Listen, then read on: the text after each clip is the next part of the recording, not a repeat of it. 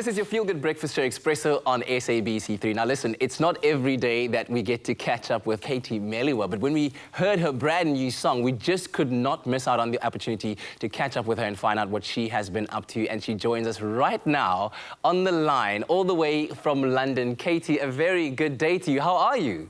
I'm really good. Thank you so much for having me. It's such a pleasure to talk to you today. It's an absolutely surreal experience for me because I remember growing up listening to your songs, completely being entranced by your voice, and to actually see you and chat to you is such a rare honor and a privilege. Now let's talk about your latest song, A Love Like That. It's a burning fire, it'll be a red, a bitter dream that makes you bad.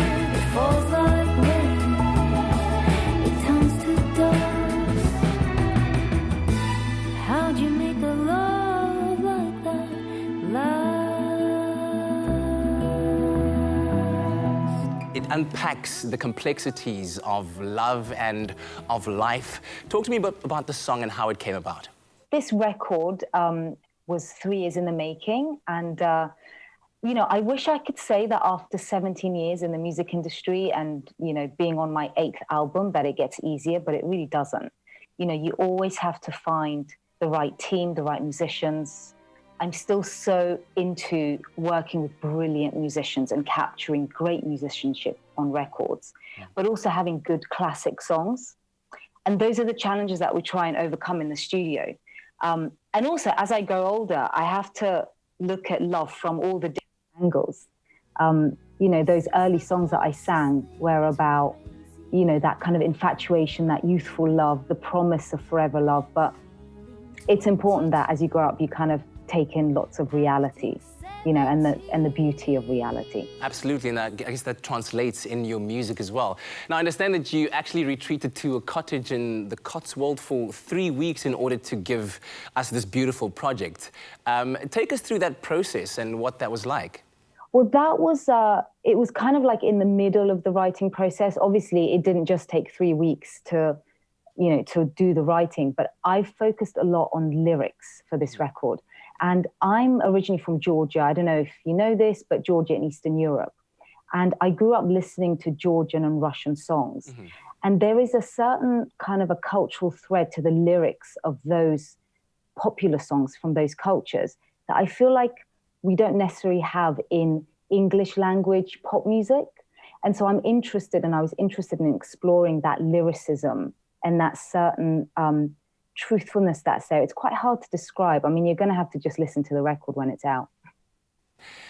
And the wonderful thing about your music is that we have lots of it to enjoy. You've released 7 top 10 albums, including your platinum debut, Call Off the Search, which came out when you were only 19, if I recall correctly. Now, what can we expect from your upcoming album? It's called album number 8, right? And it's coming out in October?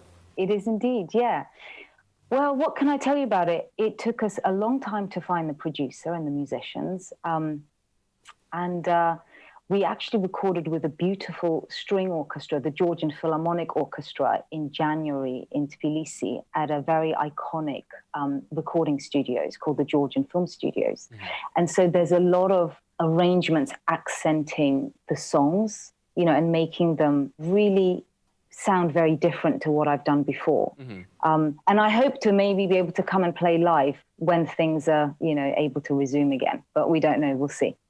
We certainly look forward to that, and you know, please know that you have a home here in our studio on Expresso on SABC3. Whenever you come down to South Africa, come down to Cape Town and come and visit us. We'd love for that to happen, and for you to perform live especially. Thank you so much. I'd be honored. Thank you.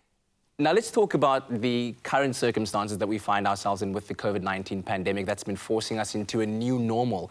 How are things in London for you, and how have you picked up on any new hobbies? You know, how have you utilized your time or the free time that you otherwise would have been spending, let's say, in studios or on stages performing? What has this lockdown been like for you?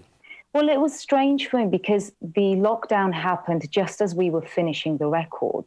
And so we had to go and mix the record, which is a very intricate process while we were in lockdown, which meant that the mixing engineer, Cameron Craig, he was in his studio and I was here at home. Actually, as you can see behind me is where I was. There's a little studio just behind me. Oh, yes. And So I would sit there listening and listening in real time to what he was doing in his studio, and this is where we try and place the instruments, the vocals, just in the right cocktail. So basically throughout this lockdown, I've had the blessing of having this job and being able to really soak myself into it. Absolutely, and we are grateful that you're keeping safe. And I've got to just ask you to give a message to all of your fans, because you have many in South Africa, people who have loved your music over the years and are surely very excited at the prospect of listening to your new record and your upcoming album. What do you have to say to them?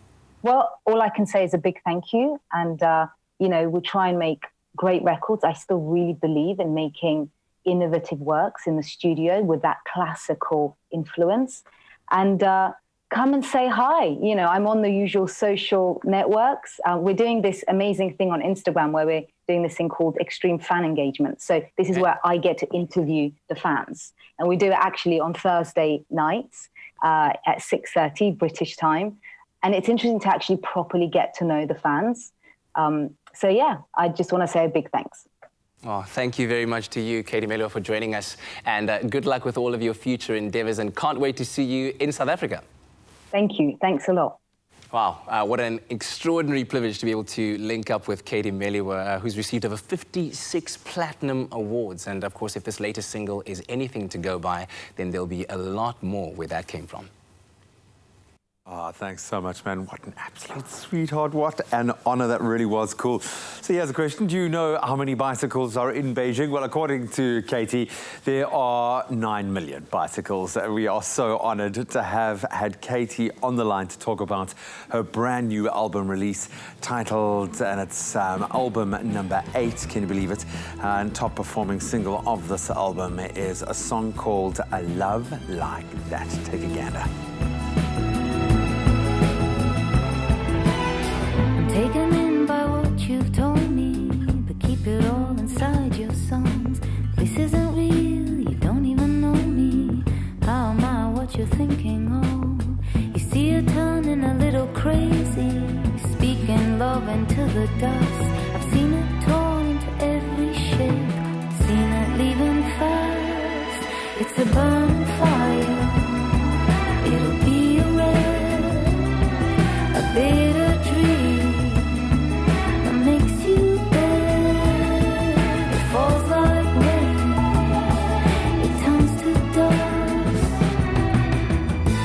How'd you make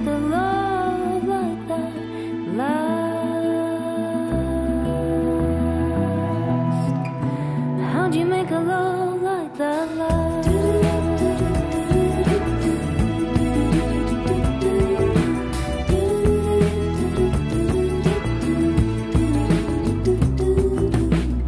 If you wanna know the answers, yes, I want you for my only one. Everything feels inside out, my blood is burning in the sun.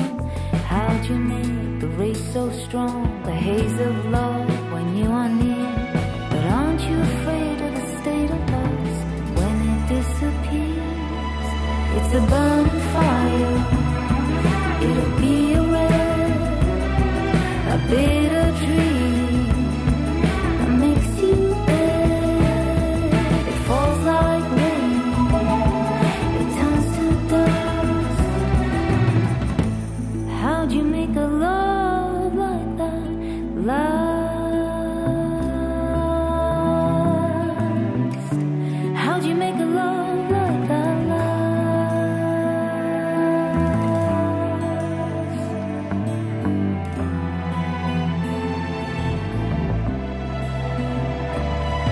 It's a burning fire, it'll be a wreck, a big